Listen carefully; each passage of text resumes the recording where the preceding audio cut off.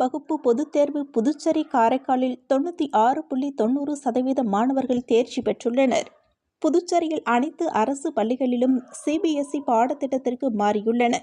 காரைக்காலில் 476 மாணவர்கள், 540 மாணவிகள் என மொத்தம் 1016 பேர் தேர்வு எழுதினர்.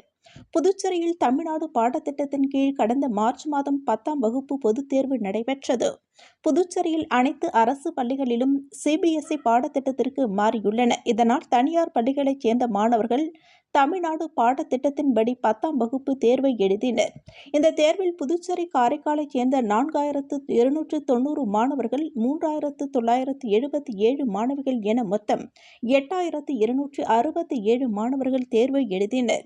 இந்த தேர்வு முடிவுகள் வெளியிடப்பட்டது. இதில் தனியார் பள்ளிகளில் படித்த 4109 மாணவர்கள், 3902 மாணவிகள் என மொத்தம் 8011 மாணவ மாணவிகள் தேர்ச்சி பெற்றுள்ளனர்.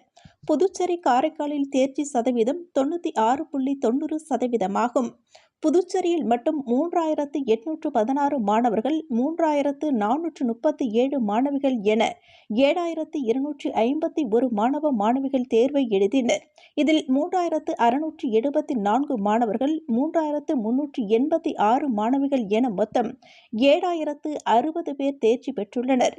இந்த தேர்ச்சி சதவீதம் 97.37 ஆகும்.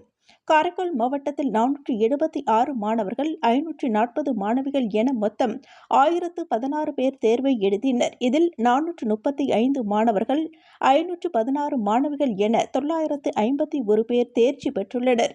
இதன் தேர்ச்சி சதவீதம் 93.60 ஆகும்.